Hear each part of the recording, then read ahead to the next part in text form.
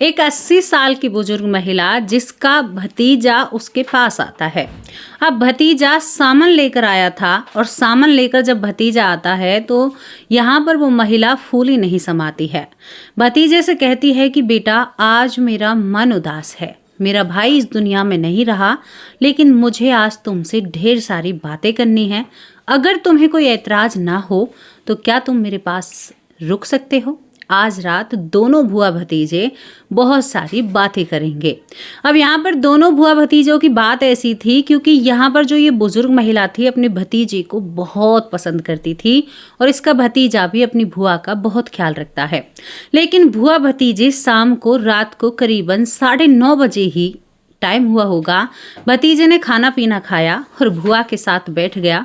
बातें कर रहे थे, एकदम से बुआ बोलने से बंद हो जाती है। जब यहाँ पर भतीजा अपनी बुआ को हिलाने की कोशिश करता है और बुआ से कहता है कि बुआ तुम चुप क्यों हो गई, तो बुआ बोलती नहीं है और देखते ही देखते इस खुशहाल घर में मातम सा छा जाता है। क्यों? एक महिला जो बिल्कुल हष्ट पुष्ट थी, जिसे कोई भी बीमारी नहीं थी और इस उम्र में भी वो बहुत अच्छी खासी जी रही थी, कोई भी दिक्कत या कोई तकलीफ नहीं होती है, लेकिन एकदम से उसके प्राण पखेरु उड़ जाते हैं। दोस्तों, यहाँ पर लोग तरह तरह की बातें करने लगते हैं, लेकिन उससे आगे इस घटना में जो भी होता है ना, वो काफ़ी दिलचस्प होता है और लोगों की जुबान पर ताला लगाने वाला होता है। ताला क्यों कहूँगी? क्योंकि बहुत सारी चीज़ें ऐसी हैं जो हमारी आंखों के सामने लगे हुए एक पर्दे को हटाने का काम करती हैं। बहुत रोचक सी घटना जहां पर फूलन देवी जो 80 साल की उम्र में भी मरकर जीवित हो जाती हैं और कई साक्ष्य ऐसे अपने साथ लेकर आती हैं जो एक कहते हैं ना कि प्रमाण के रूप में लोगों के सामने आते हैं। शरीर पर कई चोटें थी जो कि बिल्कुल उसे कोई भी चोट नहीं थी जब वो मरी थी, और वहां पर पल्ले में बंधा हुआ प्रसाद जो कि वो यमलोक से लेकर आई थी। क्या ऐसा हो सकता है? वहां की चीज जब शरीर गया ही नहीं है वहां पर, तो कैसे ला सकता है? बहुत रोचक घटना है, थोड़ा सा ध्यान से सुनिए। चलिए दोस्तों, आपको लेकर चलती हूँ मैं लखनऊ में। लखनऊ में एक फूलन देवी नाम की 80 वर्षीय महिला रहती है। फूलन देवी का भाई इस दुनिया से चला जाता है। उससे पहले की जिंदगी बहुत संघर्ष भरी और फूलन देवी ने हमेशा से अपने परिवार को पाल पोस कर आगे बढ़ाने की कोशिश की थी। कभी भी उसने, हाँ ऐसी बातें हैं घर में थोड़ी सी नोकझोंक चलती रहती है, जो जीवन चक्र है वो चलता रहता है, लेकिन फूलन देवी ने ज्यादातर कोई भी ऐसा पाप नहीं किया था। शायद ये उनका मानना था, बाकी उनकी जिंदगी का तो उन्हें ही पता है, हम तो ज्यादा नहीं कह सकते। दोस्तों, यहाँ पर फूलन देवी धीरे धीरे वक्त बीतता है, अपने भाई को बहुत याद करती है। हर रोज शाम के वक्त कहती है, विधाता मेरे दोनों भाई चले गए, मैं अकेली रह गई हूँ, मुझे किसी दिन ना बातें करते करते इस दुनिया से ले जाना। बहुत सारे बुजुर्गों की यही आदत होती है कि वो लौटते बैठते उठते बैठते यही नाम लेते हैं कि अरे भगवान हमें उठा लो। अक्सर हमारी भी यही आदत होती है कि कभी भी हम बैठते हैं उठते तो यही कहते हैं, अरे राम हमें ले चलो अपने साथ। यहाँ पर वो बुजुर्ग महिला कहती है कि मैं अपने भाइयों के पास जाना चाहती हूँ। बच्चे कहते हैं, यानी जिनकी वो दादी लगती हैं, कि माँ अब आपके भाई कहाँ रह गए होंगे, उनका तो कहीं जन्म भी हो गया होगा। ये कहती है कि नहीं, मुझे उनके ही पास जाना है। एक ये अपने भतीजे को बहुत याद करती थी। भतीजे का नाम यहाँ पर लाखन था। ये लाखन को बहुत याद करती है और कहती है कि मुझे तो लाखन से मिलना है, आखिरी समय लाखन के साथ बिताना चाहती हूँ, उससे बातें करना चाहती हूँ। दोस्तों, लाखन जो भतीजा था वो सामान और 2 ही बार इसके पास आया करता था, बुजुर्ग महिला के पास। एक तो सामान में आया करता था, एक 14 जनवरी को जो मकर संक्रांति होती है उस दिन अपनी बुआ के पास आया करता था। अब यहाँ पर सामान की बारी थी। सामान में यहाँ पर उसका जो भतीजा है वो अपनी बुआ से मिलने के लिए आता है। बुआ का सामान लेकर आया था लाखन, बुआ के लिए बहुत सारी चीजें लेकर आया था और अपनी बुआ को जब देखता है तो बुआ अपनी आंखों में आंसू भर लाती है। शायद वो अपने भतीजे में अपने भाई को देख रही थी। वो एकदम से चारपाई से खड़ी होती है, कहती है कि मेरे बेटे यहाँ पर बैठ जा, तू तो मेरा वीर है, मेरा भाई है, और रोने लगती है। कहती है कि अब तुम लोगों में ही भाई को देखना पड़ता है। भतीजा अपनी बुआ के आंसू पहुंचता है और कहता है कि बुआ ऐसी कोई बात नहीं है, अभी हम तो है ना आपके पास, आप चिंता क्यों करती हैं। आपका भतीजा आपके पास है। दोस्तों यहाँ पर दोनों जने बैठे रहते हैं। अब वो बुआ बार बार कहती है, बेटा घर पर सब ठीक है। वो एक बात कहना चाहती है। यहाँ पर फूलन देवी बहुत समय के बाद जब उसका चाय पानी हो जाता है तो कहती है कि बेटा एक बात कहूँ, क्या तुम मेरे पास रुक सकते हो? वो कहता है कि बुआ घर पर बहुत काम है। वो कहती है कि बेटा शायद ये आखिरी मुलाकात हो, एक बार मेरे पास रुक जाओ, क्या पता तुम्हें आना ना पड़े मकर संक्रांति पर, शायद ना आना पड़े तुम्हें। दोस्तों जब ये बात भतीजा सुनता है तो वो थोड़ा सा भावुक हो जाता है। वो कहता है कि चलो बुआ, जीवन का एक दिन तुम्हारे नाम। वो अपने बुआ के कहने पर वहां पर रुक जाता है, क्योंकि बचपन में बुआ ने ही इनको पाल पोस कर बड़ा किया था। दरअसल इस महिला जो फूलन देवी है, इसकी भाभी इनके बच्चों को छोटा सा ही छोड़कर इस दुनिया से चली जाती है, तो उस बुआ ने माँ की तरह उन बच्चों की परवरिश की थी। अब दोनों बुआ अपने भतीजे की खाट को अपने पास भिजवाती है, कहती है कि आज मेरा भतीजा मेरे ही पास रहेगा। दोस्तों वहीं पर इस महिला का, फूलन देवी का जो बेटा है वो भी वहीं पर सोता है उसी कमरे में। अब जैसे ही शाम गहराती है तो यहाँ पर उस भतीजे को, लाखन को खाना पीना खिलाया जाता है। भाई अब तो वो एक गेस्ट की तरह उस घर में आए हैं। खाना पीना खाने के बाद जब वो तीनों जने एक कमरे में विश्राम करने लगते हैं तो यहाँ पर लाखन और लाखन की बुआ की बातें अलग ही ट्रैक पर थे। वो बचपन से लेकर और बहुत सारी बातें, और भतीजा जैसे बचपन में कहता है ना कि बुआ तुम कैसी थी, क्या करती थी, कैसा था सब कुछ, ये सारी बातें चलती हैं। तो यहाँ पर फूलन देवी का जो बेटा है वो हंसने लगता है, कहता है कि कमाल है, माँ बचपन में पहुंच गई है अपने भतीजे के साथ। लेकिन दोस्तों 9:30 बजे का टाइम होता है, भतीजा बात करे जा रहा है, ये बहुत जोर जोर से हंस रहे हैं, और यहाँ पर जो फूलन देवी है वो यानी चुप हो जाती है बोलने से। अब भतीजे को डर लगने लगता है। लाखन अपनी बुआ के लड़के से कहता है कि देखो ना भैया, बुआ बोल नहीं रही है। तभी वो बेटा कहता है कि हाँ ये तो मैं भी महसूस कर रहा हूँ। अब लाखन अपनी चारपाई से उठकर कहता है कि बुआ बात करते करते सो गई, बताओ अभी से सो गई और मुझे यहाँ पर ठहरा लिया, और आप सो गई हैं, अपने वादे से मुकर रही हैं बुआ आप। लेकिन जैसे ही बुआ के पास जाते हैं तो बुआ के अंदर जान ही नहीं होती है। कमाल की बात थी, ना वो तड़पी, ना उन्होंने पानी मांगा, ना उन्होंने किसी से कुछ भी कहा, और वो इस दुनिया से चले गए थे। दोस्तों जब बेटा देखता है तो यहाँ पर दोनों देखकर संग रह जाते हैं कि बात करते करते कोई कैसे मर सकता है। यहाँ पर पास ही के डॉक्टर को बुलाया जाता है। अब डॉक्टर नहीं था, वैद्य था। उस जमाने की बातें कर रही हूँ। वैद्य आते हैं, नब्ज देखते हैं, कहते हैं कि 80 साल उम्र है, जा चुकी हैं, अब हमेशा धरती पर तो नहीं रहेंगी। दोस्तों यहाँ पर पूरे घर में खामोशी छा जाती है। एक तो 80 साल उम्र, लेकिन कोई इंसान बिना कुछ कहे ऐसे चला जाए तो उसकी तकलीफ बहुत होती है। अब यहाँ पर बुआ नहीं रही थी, और यहाँ पर ये कहता है जो इसका भतीजा होता है लाखन कि भैया बुआ सत्य कह रही थी, उन्होंने कहा था कि क्या ये आखिरी मुलाकात हो, ये तो बहुत बुरी बात हो गई, मैं इसलिए नहीं आया था। यहाँ पर लाखन रोने लगता है। इस लाखन को दिलासा दी जाती है। इस फूलन देवी का बेटा भी बहुत जोर जोर से रोने लगता है और कहता है कि सच में ही ये नहीं पता था, तुम्हारा कोई दोष नहीं है। पूरी रात उस सब के साथ बैठकर रात गुजारी जाती है। दोस्तों किसी को भी नींद नहीं आती है, क्योंकि उनके आंगन में से एक ऐसी चीज उजड़ चुकी थी जो उनके घर का ख्याल रखती थी, क्योंकि बुजुर्ग ना घर का बहुत अच्छे से ध्यान रखते हैं। सुबह होती है। यहाँ पर जो भी रिश्तेदार थे, कमाल की बात थी जो भतीजा था वो पहले से ही वहाँ पर था। दोस्तों यहाँ पर अर्थी को सजाया जाता है। अर्थी जब सजती है तो सब रोने लगते हैं, लेकिन अर्थी को फूलों से सजाया गया था, क्योंकि 80 साल उम्र बहुत मानी गई थी। और उसे कंधों पर जब लेकर जाते हैं तो शायद भावुक भरी आंखों से वो नम विदाई दी जा रही थी, जो शायद किसी का भी देने का मन नहीं होता है। यहाँ पर जब उस भतीजा कहता है कि बुआ मैं ये करने नहीं आया था, लेकिन एक तरफ भतीजा भी उस अर्थी में लग जाता है। दोस्तों शमशान घाट पहुंच जाते हैं। घर पर सब महिलाएं रो रही हैं कि माँ को अभी नहीं जाना था। माँ कहते हैं उधर जब चिता को सजाया जाता है तो बिल्कुल ऊपले गोबर के उपलों से गांव में चिता को सजाया जाता है। लकड़ियां भी लगाई जाती हैं, लेकिन जो ऊपले होते हैं उनसे ज्यादातर चिता को सजाया जाता है। ग्रामीण लोगों को ये बातें बहुत अच्छी तरह से पता होंगे। दोस्तों जब अर्थी को सजा दिया जाता है और उस चिता पर बुआ को रख दिया जाता है और उस चिता को भुआ का बेटा अग्नि भी दे देता है और यहाँ पर फूलन देवी को बिल्कुल उपलों से ढक दिया जाता है। लेकिन तभी वो उपले इधर उधर गिरने लगते हैं और यहाँ पर जो लाखन होता है एकदम भागकर भुआ के पास जाता है। मेरी भुआ जीवित है और वो उस अग्नि को बुझाने लगता है। कुछ समझदार लोग कहते हैं कि अरे वाह, बाल बच्चों का होते हुए भी तुम्हारे अंदर समझ नहीं है। देखो, एक जलती हुई चिता को बुझाना शुभ नहीं माना जाता है, वहां पर भी शुभ और अशुभ देखा जा रहा था। तभी लाखन कहता है कि आपकी नजरों का भूल है, भुआ जीवित है। यहां से 4-5 ऊपरे नीचे की तरफ गिर चुके हैं, मैंने भुआ को देखा है।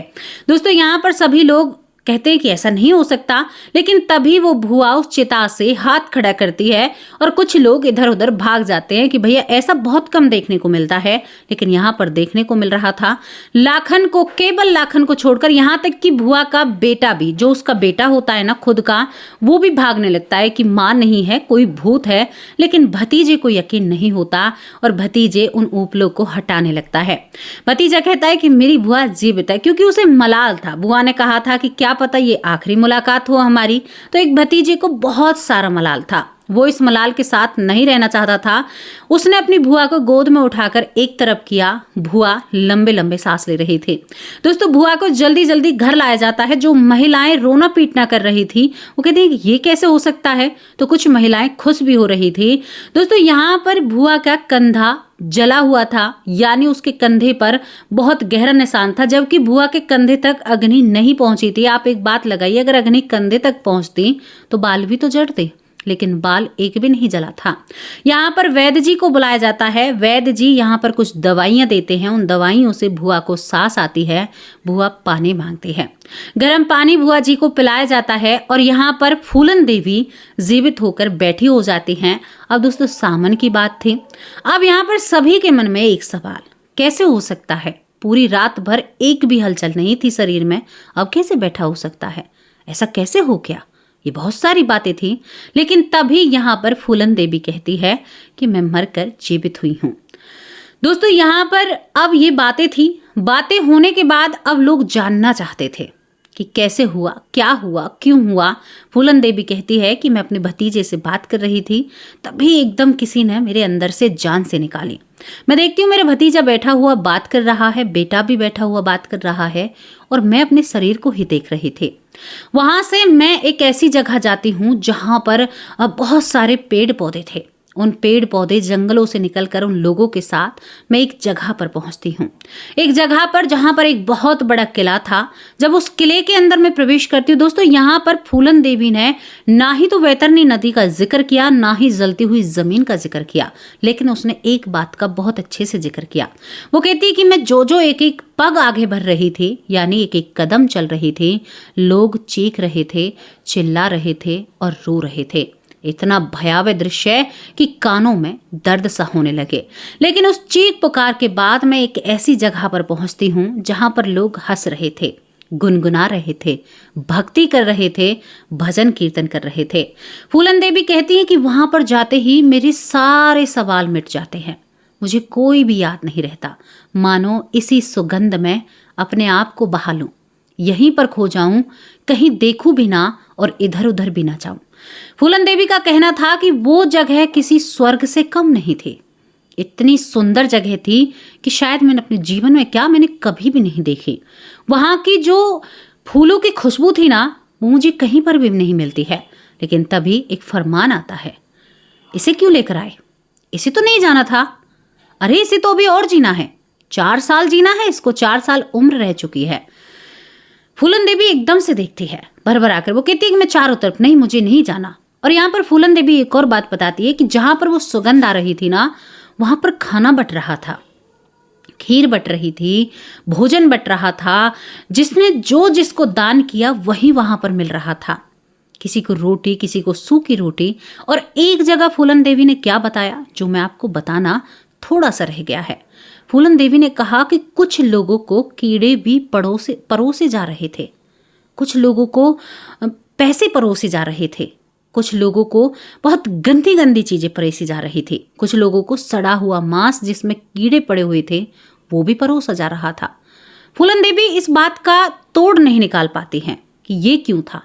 वो वहां पर पूछने की भी कोशिश करती हैं, लेकिन उससे कहा जाता है कि जाओ जाओ, यहाँ पर इसको नहीं आना है, इसको नहीं देखना है, ये क्यों आई है यहाँ पर।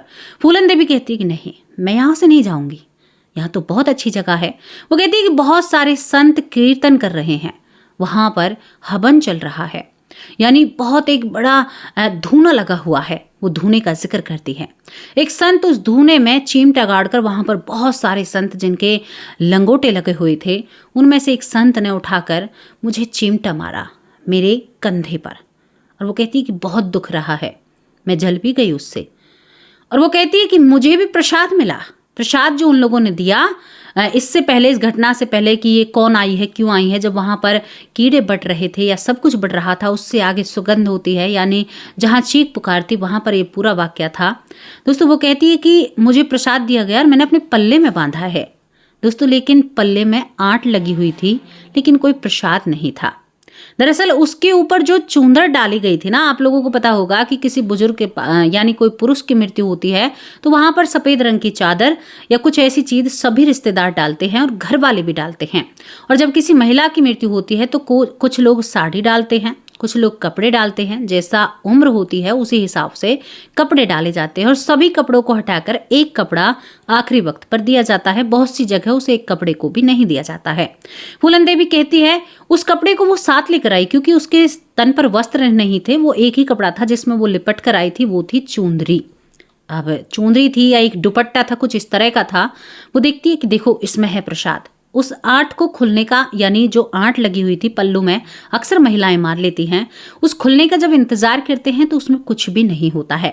लेकिन वो कहती है कि मैंने यमलोक से जो प्रसाद मिला था वो मैंने इसमें बांधा था, वो कहाँ गया। जब मेरे शरीर पर चोट है तो प्रसाद भी होगा, उसके ये सवाल बने रहते हैं। लेकिन सभी ने ये सोचा कि अम्मा जीवित हो गई हैं और शायद अम्मा अब जिएंगी या ना जिएंगी। कुछ लोग कहते हैं कि 4 दिन बाद जाएगी, कुछ लोग कहते हैं कि 10 दिन बाद जाएगी। लेकिन जो ऊपर से समय मिला था ना, ऊपर से समय मिला था कि भैया तुम 4 साल में मरोगी, तो 4 साल बाद ही फूलन देवी इस दुनिया से जाती है। और जब फूलन देवी दोबारा इस दुनिया से जाती है ना, तो बहुत सारे लोग इंतजार करते हैं कि दोबारा जीवित ना हो जाए, या हो सके तो बहुत देर इंतजार किया जाता है। हालांकि पहले भी पूरी रात फूलन देवी मृत पड़ी रहती हैं, लेकिन एक सोच हो जाती है कि भाई पहले भी जीवित हुई थी। तो ये घटना हमें दर्शाती है कि जैसा बीज बोओगे वैसा ही फल आपकी डाली पर आएगा, आपके पेड़ पर आएगा। आप अच्छा करोगे तो वहां भी अच्छा है, बुरा करोगे तो वहां भी बुरा और यहाँ भी बुरा।